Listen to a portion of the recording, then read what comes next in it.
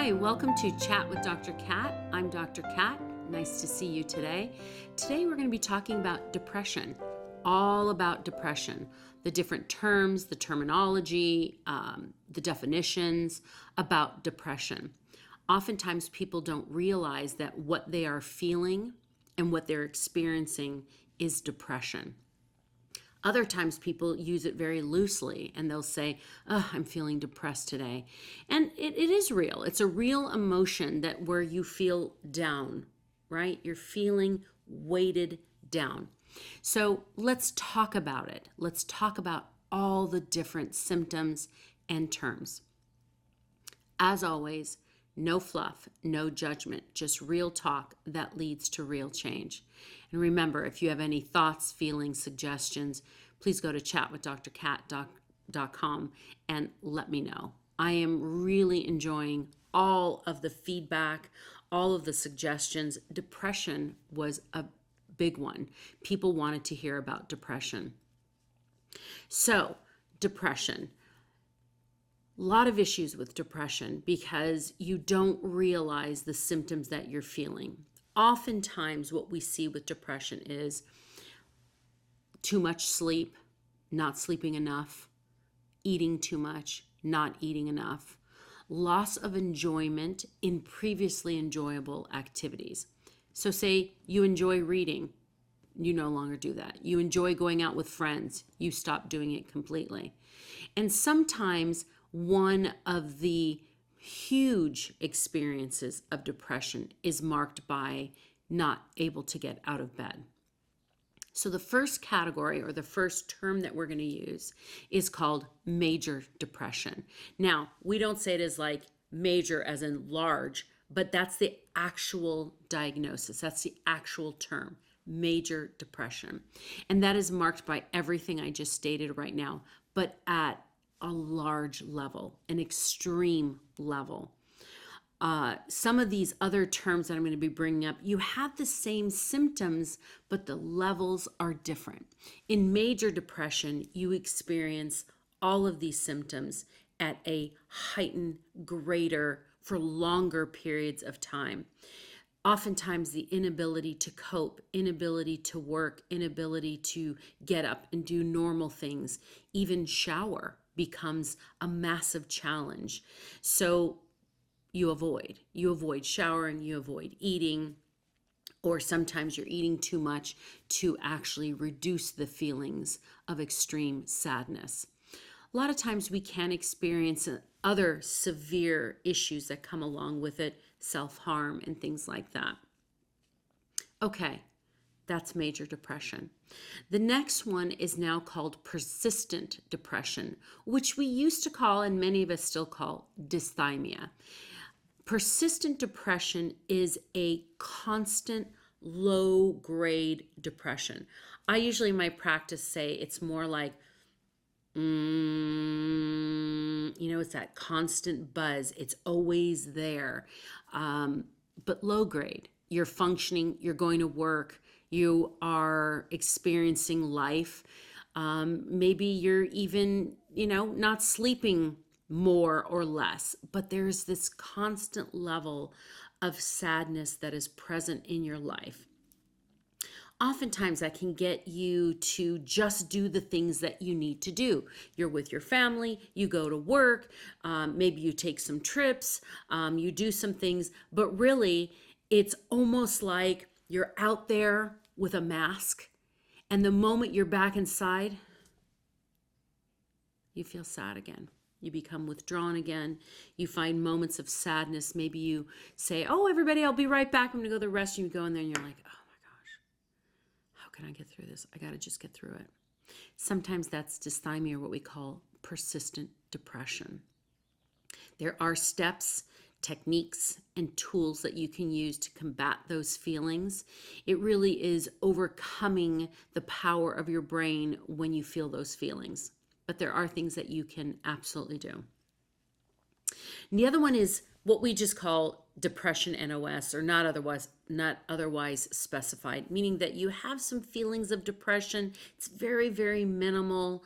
You can overcome it pretty quickly and easily. It's just kind of maybe feeling a little sad here and there. And that's when you can say, I feel a little bit depressed today. But you're completely functional and don't get stuck in a rut. The next one is bipolar. Now, we have bipolar 1 and bipolar 2. I'm just talking about bipolar 2, where it's just kind of it's what we used to call manic depression. We no longer call it manic depression. We call it bipolar, meaning two different polarities of feelings and emotions. So on one side, you have the depressive side, where you could have a major depressive episode of extreme sadness. The other side is your mania, which is, extreme energy, larger than life, maybe not using great coping skills and impulse control. And then we also have rapid cycling in our bipolar and different things like that, where we see a lot more mania than we do see the depressive side. Okay, the other one is seasonal affective depression. And that's when you become depressed because of the seasons. Oftentimes, we see that more in the winter times, when it's really cold and gray. We also see it regional, we see a lot of people that go into in the US, certain states where we have a tremendous amount of rainfall, or we have winters that are just brutal. Alaska is one where we have periods of time where they're living in darkness round the clock. Sometimes we see those lamps. There are these lamps that you can purchase. It almost looks like an iPad now. Some of them have 3 panels, some of it's 1 panel. And what it does is it mimics natural sunlight. And by sitting in front of this, you could be reading, doing homework, relaxing. You could be at your desk, but you have that light coming onto you for at least about an hour. An hour a day would be great. And what it does is it overcomes that feeling of darkness that can create seasonal depression. The other one is postpartum depression. Now, postpartum depression is when a woman has a baby. So I'm going to put this in the simplest of terms because there's varying degrees of postpartum depression. As moms, oftentimes we all feel the feelings of the baby blues. This is after you deliver your baby.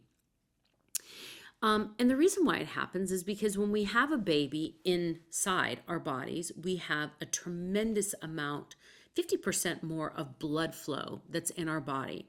We have more hormones in our body, and all of this is getting pumped through into our brain. The moment that baby is out of a woman's body, a lot of those hormones drop drastically. Like, just to give you an example, how drastic things can be. While I was pregnant, having my daughters, both times I had carpal tunnel.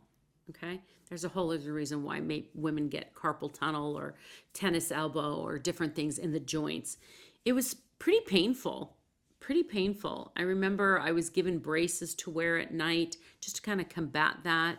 And I felt it more with the second one because I was taking care of the first.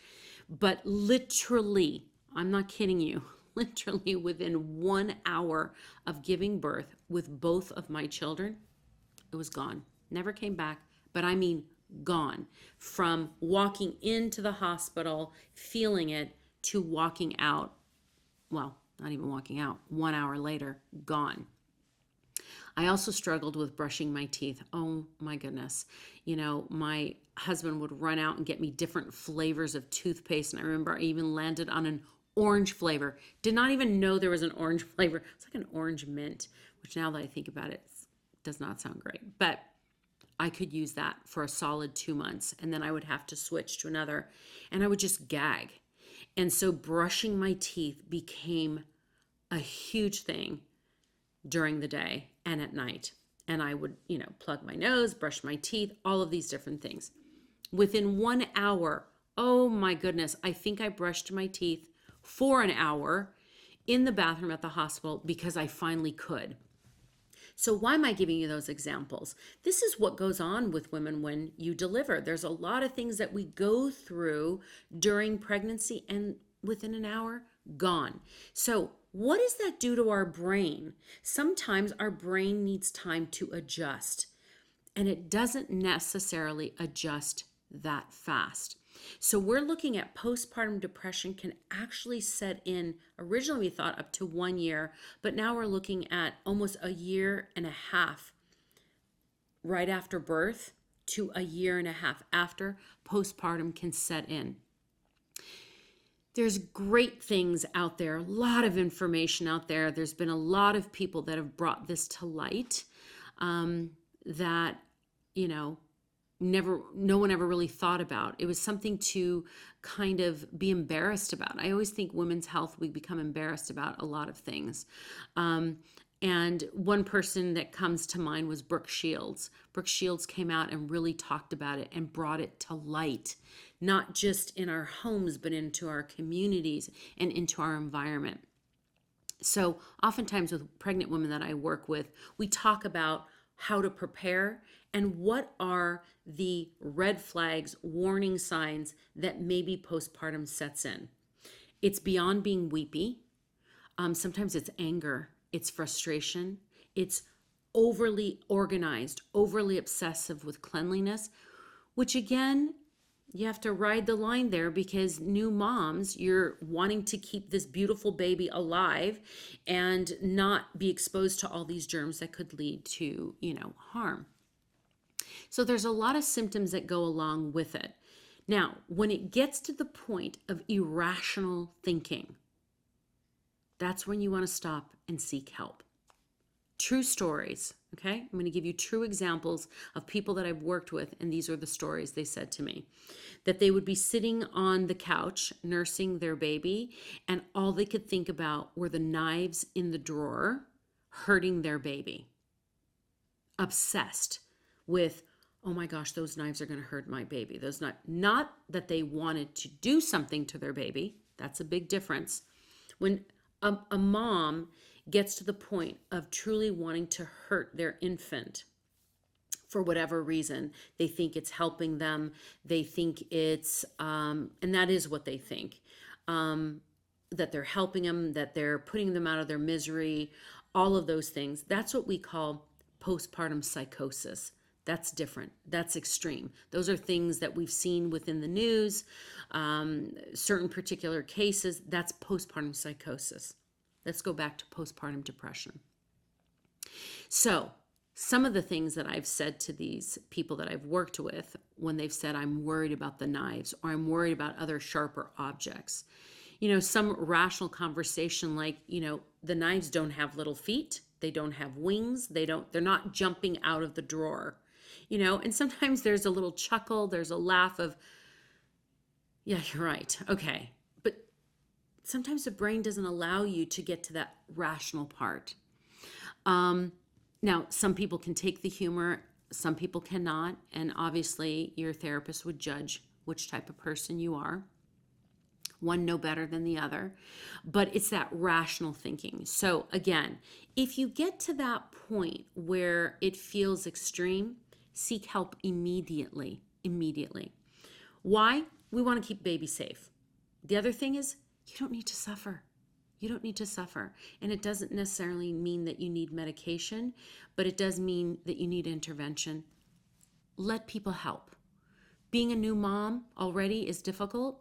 You don't need the added extra of depression. Okay. The next one is premenstrual dysphoric disorder, PMDD.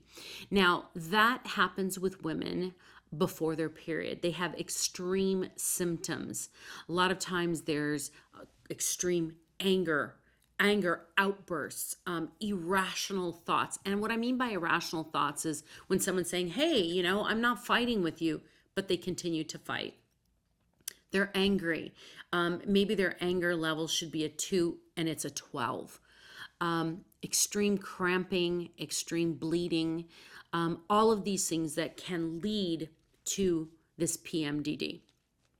If you are experiencing that, okay, please seek help. You do not need to experience this every single month. Again, can be torturous, it can be painful, it could be exhausting, and it could be really, and this is not putting the blame, but this can really be affecting the family dynamic, right? This happens every single month. That can really affect the family as a whole. When you know better, you do better. Now, no one should make you feel blame for something that's going on with you. But when you know it's affecting you, when you know it's affecting your family, then at that point, you need to take accountability. Go get help. You don't need to suffer. Really. Okay. The next one. Now, psychotic depression. I think that in itself, you'll know what that is. That's when you have things that are coupled with hallucinations, delusions. Hallucinations are seeing things that are not there. Bipolar 1 can have some symptoms of this as well because it is coupled with hallucinations. Now, this is not schizophrenia. Schizophrenia is its own thing. This is psychotic depression, but it can have some of the same symptoms. So, hallucinations, seeing things that are not there, conversations, voices, things like that are not there. And that is definitely an indicator that you need to reach out and get help. Sometimes it can be embarrassing, and sometimes those things can bring a little bit of paranoia, so you kind of keep it to yourself. Mental health is in a totally different place now. Reach out. There's so many different avenues. You can reach out online. You can see somebody online. You don't need to go into the office. If you can, fabulous. But if you can't, there's so many different options out there. The pandemic brought online therapy to light. As one of the founding people of online therapy from the 2000, when it was in its infancy, we've seen it completely grow. But online therapy is just a different medium in which to provide therapy. So please seek it out. There's so many people out there that can help. The next one is, and the last one I want to talk about today, is situational depression. Situational depression can be, say you've planned this elaborate, beautiful wedding, okay? Your life has been involved in every single little detail of planning this wedding. Maybe you're the bride, the groom, the partner, the mother of the bride, the mother of the groom, whatever it is. And it's over. Your event has happened. It was beautiful. It was successful. Maybe there were some issues, but it happened. Everything was great. You saw the couple wed. And then after, it's almost like this, now what? Because for a while, that wedding, that birth, that all the planning that goes on, maybe it's a huge project at work. Maybe it's a year in college that was completely engaging and overwhelming and exciting and, a lot of work. And now it's over. So it becomes almost this slump of, now what? That's what we call situational depression. It's an interesting thing. When I became licensed, I had a mission. I was on a mission to pass the first time. I did a tremendous amount of work. I asked my family to give me the space to study, prepare. I was diligent.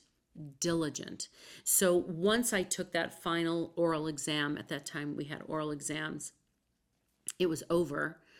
I found myself not really knowing what to do with myself because of the amount of studying that I was doing and preparing. So there was a little bit of that, okay, now what do I do? Then I had to wait several weeks. And when I received, at that time, the letter in the mail that I passed, and I remember I got a call from the coach I used to pass my exams, to help me pass. And he called and said, the results are out today. I called my husband. My husband raced home, and I still remember this. I'm coming down the street. He's standing at the mailbox and holding the letter. Just wow. Pull in, open the letter. Congratulations, you passed. Magnificent. But after that, again, I did feel a little bit like, oh, wow. And a little anxiety also stepped in with it because I kept the letter by my bed. So I would wake up and I would think, wait, did I pass? And I'd look, okay, you passed. Of course I knew I passed. I had seen it, right? I was able to look online and get I saw that my number was there and all this other, information, confirming information. But I felt, Now, do you need to seek help? You don't have to. You can really logically work your way through this. But with everything, with all the depression I talked about today, I always think it's great to seek help. When it's something situational, maybe you go in for a few sessions. Now remember, when you go into therapy, you get out what you put in. When you go in, give as much, be as forthright, humble yourself, trust the person you're working with. And if for some reason it doesn't click, there's so many of us, you need to just go to another person. Now, if you're living in rural areas and you don't have a lot of selection, maybe you drive miles and miles to get to a therapist, and maybe they don't specialize in what you're looking for. So go online, find your specialist, find someone you can connect with. I will say this. When you are experiencing huge depression, like the first one we talked about, major depression, you really do need to seek help. And this is how I'd like you to think about it. If you had a heart problem, you wouldn't say, I'll get over it. If you had a serious kidney problem, you wouldn't say, it'll work itself out. Maybe you do. I don't know. Some people do. They avoid going and getting help. But I encourage you not to do that, and especially with mental health. There's so many people out there that can get help. And I will say this. This is what I say to a lot of people, and it gives you this visual, okay, about depression. And that is that oftentimes we are anchored down with our depression. Not anchored down with our depression like a boat. Okay? And the boat is sitting there in the water. Okay? And I'm telling you, I use this all the time because it is such a great analogy. So you're looking and you're depressed and you're sad. But sometimes because of the current, it changes your view. You're still anchored, but you think you're better because you see something different. You've been able to get out of bed. You've been able to be happy about a few things. Well, there's always motion, right? So you're going to continue to move. You're still anchored. Eventually, you work your way back around to the initial and you go, I'm depressed again. And now it becomes cyclical because now you're seeing all of the same thing, but you're anchored. Part of the work with depression is being able to lift that anchor out. So now you can be on a better journey, seeing whatever you want, going wherever you are. But occasionally you anchor, but now you have the skills. Now you have the know-how to be able to pull that anchor back up and be effective in your life. There's help out there. So now you have what depression is. Now, I just gave you a taste of it today, but if you are definitely suffering and experiencing it, go get help. Go get help. And there's so many different ways. At least start researching it. Just try not to become your Google doctor. There are a lot of things out there that you can do. There are wonderful medications out there, but there's so much that you can do before getting to that point. This has been Chat with Dr. Kat. I'm Dr. Kat. I have enjoyed our time on this episode. If you have any questions, thoughts, or feelings, let me know. If you'd like to be a guest, again, let me know.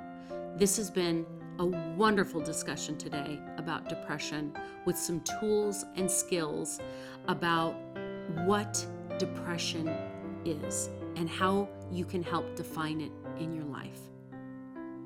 Have a great rest of your day.